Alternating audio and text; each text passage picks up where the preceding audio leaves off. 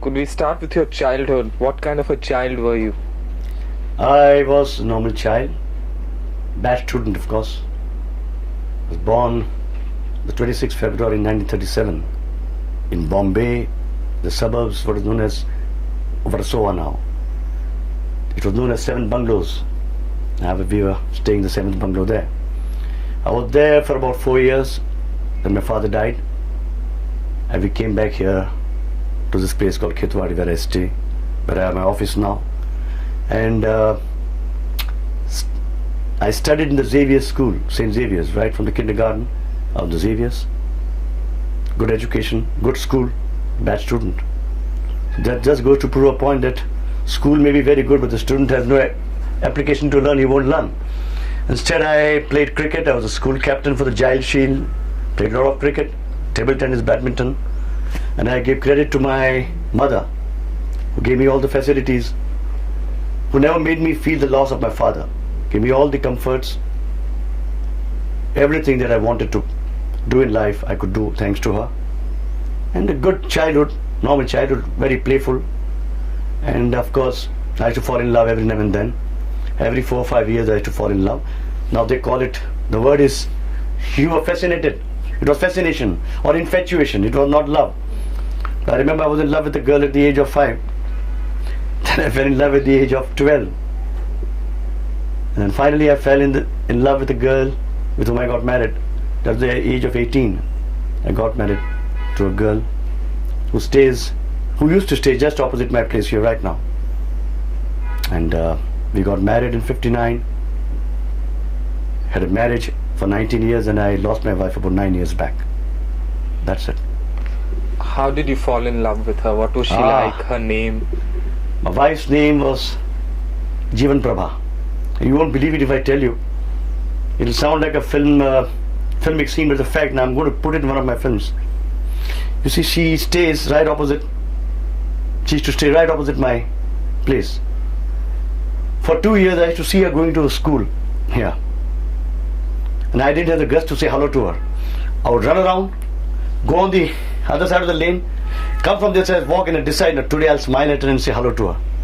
But every time she would pass by, she would give me a look, but I used to get shit scared and I couldn't say hello. This went on for 2 years. I just didn't have the guts to say hello to her. And then one day, like an idiot, there's a place called Gaiwadi here. I ran to her. She was running. I ran to her. It was monsoon. I said, "Listen, isn't your name Jeevan?" I said, "Yeah." "Your name is Manmohan." I said, "Yeah." That's it. I said, "Fine, thank you." I ran back in the traffic and I was very happy. Then 1 month later, I went back to the same place, and she was going towards that time she was studying there was an art school. She was in art school, and I followed her. I ran after her. I shouted, "Jeevan, Jeevan, wait, wait." I said, "Yes." I said, "You know something? I'm in love with you. Are you in love with me?" In the middle of a road, I'm asking her the question, and she said, "Yes." I felt so happy. I tell you, I went bonkers. I went berserk. I came home and I said, "This is it." Then I believe she told me after I got married that she went and told her people back at home, "This boy came, asked me on the road, 'Are you in love with me?' And I said yes. So they fired. "Why you said yes?" So they asked me, so I said yes. And then I was called to her place. And I was scared now that I'm going to go to a place, her people are going to beat me up. How can you ask a girl on the road, "Are you in love with me?" I said, "I'm definitely going to get a walloping." I told my brother, "If I don't come out in 10 minutes, you better come up." I went, I was treated nicely, they talked to me. Her mother spoke, her sister spoke, and gradually I started wooing her, and within a period of a year and a half, I proposed to her and we got married in 59. Did you sing songs to her? Songs to her? No. I never sang songs to her. But I used to tell her that I sing, and I used to sing quite well when I was in the Xavier's College. I used to sing quite well. But I said, I'm not. I used to tell her nice things. I used to whisper nice things to her. And it was a lovely experience I had. Is there anything about her in your heroines? Yeah, there is. She had lovely long hair. And I told her, maybe I've fallen in love with you because you have lovely long hair. So if you notice, I try to see that the heroines in heroines in my films have nice long hair. Well, most of them, of course, wear wigs. So never mind, have long hair. What attracted you to filmmaking? You see, filmmaking is in my family. Our family dates back to 1931 when my father, late Mr. Manmohan Desai, he produced about 32 films. Of course, they were stunt films. He made about 32 films between 1931 and 41. He died in 41, November. So he started films. We had our studio, Paramount Studios, which is now known as Filmalia Private Limited. Those are our studios. Then he died in 41. Then my mother and brother, they became distributors. We released Mr. Devendra Goel's first film, Aankhein. Then we released Ada. Then we released Bawre Nain. Bawre Nain flopped, and that was the last of the distribution. Then my brother started producing films in 1955 with Satyana Kanya. Then he made Janam Janam Ke Fere, which had the super hit song of that year, Zara Samne To Aao Chaliye. And since I was a lousy student, I passed in SSC with 35%, but I got into the college, Xavier College, because I was a cricket captain. I had to play very, very good cricket. But then instead of playing cricket in the college for 2 years, I was chasing girls. And I was wooing my wife. So they threw me out of the college. So I told my brother, no, look, I want to college and I want to join films. So I became an assistant director to my guru, Mr. Bahubali Mistry, who was directing for my brother, Samrat Chandragupta. And I assisted him in 2 films, Samrat Chandragupta, Bedar Zamana Kya Jane. Then my brother said, are you ready for an independent break? I said, sure. Whom would you like? I said, I'm a great fan of Mr. Raj Kapoor and Nutan. Could you give me this artist? He approached them and I got them. And that's how my career was launched in 59. But Raj Kapoor had reservations about working with you? Not reservations. He looked at me and he asked my brother, are you sure? He's the director, he's 22. You sure he knows his job? I said, yeah. You try him out. If you don't like him, we'll change it. But he didn't tell me this. So when he came on the set, I pictured the song, Mere Tute Hue Dil Se in Chaliya. Now normally Raj Sahab used to have Mr. Satyanarayan as the dance director. So when he came on the set, he said, where is Mr. Satyanarayan? I said, what on earth do you need him for? It's a song. I'll picture as a song. So you? I said, yeah. I said, I've studied you so well in Avara. I've seen your Avara 14 times. I've been seeing your films. I'm a great fan of yours, so I'll know what expressions I want of you. So I pictured as a song at Central Studios, which is the air conditioning market now. I pictured it in 3 days, no dance, nothing. And I was bubbling with, our youth on my side. And I pictured the song in 3 days. Beautiful taking, beautiful expressions I got. I said, look, you stood in that film, this expression. In Avara you did this, I want that expression. Then my brother had the song edited. He took it to RK. He showed it to Raj Sahab. And I believe he saw it 4 times. At that time he was working in some films of Mr. Nanda, Mr. R.C. Talwar, and these people. He showed them the songs. He said, look, this is the boy, this is the work of a boy of 23-year-old. No dance, nothing. He said, your brother is on. That's when I came to know I was almost on a trial basis. Could you give us a little demonstration of what you did? Demonstration of what I did? What were the exact movements? Oh, I should tell him, look, I want you to do what you do always. Like you sang that song, said, मेरे टूटे हुए दिल से कोई तो आज ये पूछे कि तेरा हाल क्या है, कि तेरा हाल क्या है. So I said, look, you do what I'm saying, because I'm doing what you used to do in Avara. So please do what I'm doing. And I copied his hand movements. He used to watch me. He said, you have really studied me well. I said, yeah, I have. I said, do this way, do that way, and I pictured the song. And most of the songs in Chaliya later on, also a lot of songs I did on my own. Then of course I got Mr. Satyanarayan for certain songs where he had to do movements. But the film didn't do well. Film was more appreciated in the trade and the press. The box office did quite well, but I got a lot of appreciation for the film. How come you were jobless after it? Yeah, that's a nice question. I was jobless after that. We made a film called Bluff Master. We had stars problem then. I wouldn't like to name the stars now, it's an old story. The film was 8 reels completed, and then certain people wanted the film to be scrapped, to be reshot in color. Because Jangi was released then in color, it had become a big hit. My brother said we can't make it in color. Then my brother ran into a lot of financial problems. We had signed Dilip Kumar. For 2 years he backed out for some reasons best known to him. No regrets. Then somehow with great difficulty we had to complete that film. And it was an unfinished film, Blockmaster, that was released. And I would like to mention, if not for the cooperation of Mr. Shammi Kapoor, that film could not have seen the light of the day. It was thanks to his cooperation we could complete that film. And you know, an incomplete film, when I was not satisfied at all, the film didn't do well. And as they say that you're as good as your last film, people forgot about Challi. And there I was back with no work. This very building when I'm sitting here now, I had to reside down the ground floor. I had to sit at the window for months and months together waiting for a producer to come. I remember one Mr. T.M. Bihari approached me for a film. He gave me 100 rupees signing amount. I was very happy. He said, I'll give you another 400 more within a day or two. I waited and waited. I should tell my wife, look, our producer's coming to have some lunch ready, have something ready. He never came. So the 100 rupees signing amount given to me way back in 61, 60 still lying with me. Very funny. Once I met him, I was getting afraid to meet him. I said, do you remember me? You gave me 100 rupees. Don't ask the refund because if you calculate interest, it'll be a lakh of rupees now. He was laughing. So I had no work for about 3 years, 4 years. Then I used to write script. I wrote the script of Rajkumar. I wrote the script of Ada with my friend Mr. Vinubhai Kothari. We had a lot of time on my hand. And then I had an offer to direct a mythological film. My wife said, no, no way. Once you get branded in a mythological, you won't be able to get back into social. We'll manage our household somehow. We'll find out, we'll fight out. We'll sell anything we have, but you don't wait, a break will come. And then thanks to my friend Shammi Kapoor, he offered me a film called Badtameez. It was an incomplete film because the late Bhagwan Das Verma died. And he asked me to complete it. And I got going with that film.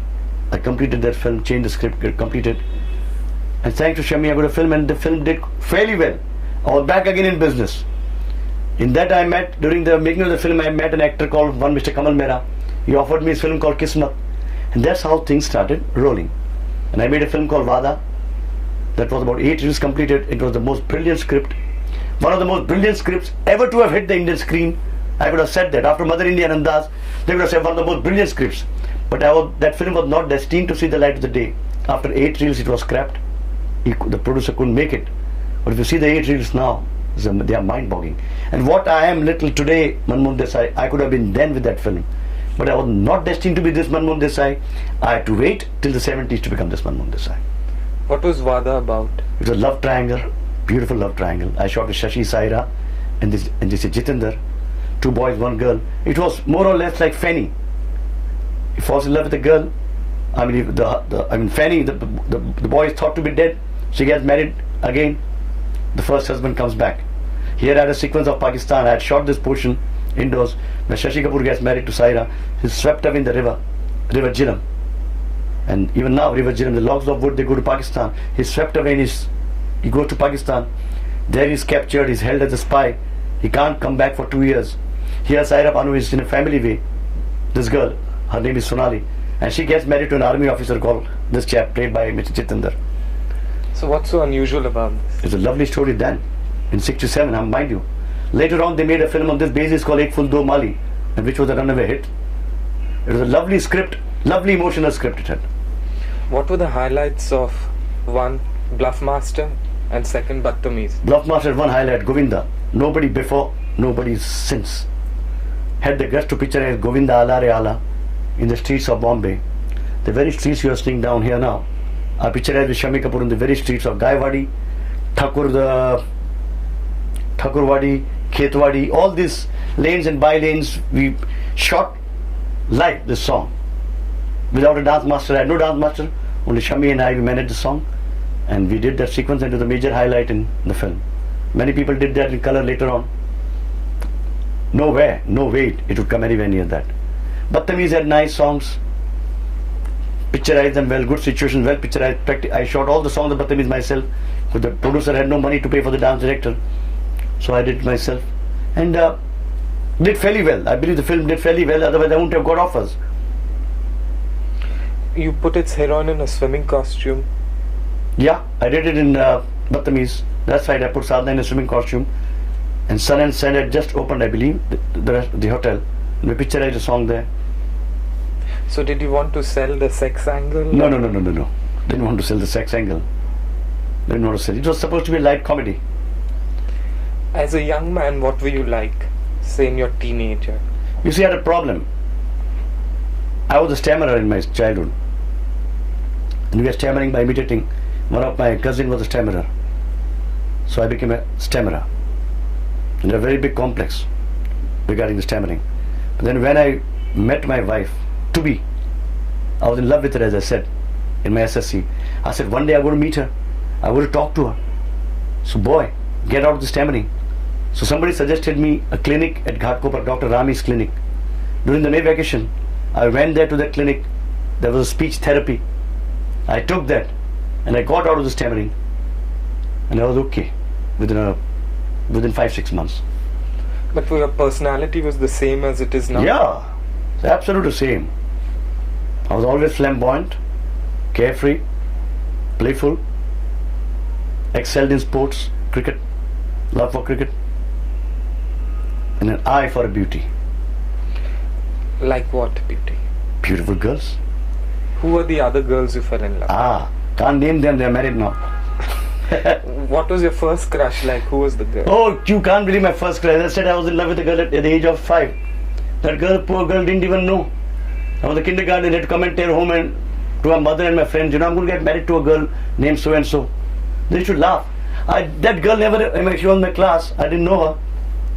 But I said, I'm in love with her and I'm going to get married to her. And I should tell my friends in the school, you're going to get married. Naturally, then later on, I was from the kindergarten and went back to the Xavier School. So that was not co-education. And I lost sight of her. And later on, many years after that, I saw that girl at a wedding reception. I told my wife, listen, Jeevan, that's the girl I was in love with. She kept quiet. Her husband is with her. What are you doing? I said, aren't you so and so? She said, yes. He said, aren't you Manmohan? I said, yeah. My wife is pressing my hand. Damn it, what are you doing? You're embarrassing that lady. Her husband is with her. I said, then I took control of myself. I said, hello, how are you? Pleasantries. But I didn't tell her that I was in love with her. Were you a mama's boy? No, not at all. What is your mother like? Mother like a great fighter, a great lady. As I said, I was born with a silver spoon. We had 7 cars, bungalows, studios, the staff. We were like kings. Then my father died due to this appendix. At that time they didn't have penicillin. And very strange, 1 month later the penicillin was invented. He died in 41 due to septic in the appendix, and he had 3-4 films incomplete, but I give credit to my mother. We had a liability of 3,64,000 then. At that time, liability because the films were not completed. We could have put our hands up. She said, no, we'll sell every last belonging of ours. We sold all our cars, we sold our bungalows, we sold everything. And my grandfather was a high court receiver staying close by. He found us a flat here, 4-room place. And my mother came here. And she had to hide a little radio. He said, my children would like to hear a radio sometimes, he says. She hid a radio, a small little radio she brought home. And we had only 500 rupees a month to exist then, between 41 and 46. In 500, 700 rupees, 3 children, my brother, my sister and myself and my mother, 4 of us. We lived here. She was a great fighter and she fought back. No liabilities on her head. And she remained independent till date. Do you get your sense of humor from her? Like she wants to be buried in a coffin, yeah. I believe. She has a sense of humor. She always has a strange desire. I should be wrapped in a silver shawl with jerry calm and I should be in a coffin. Sense of humor, I don't know. Sense of humor is inborn. One can't develop sense of humor. It's always inborn. If you're mischievous, I was always mischievous. Always up to some pranks or the other, always landing myself in trouble. In some sort of trouble or the other.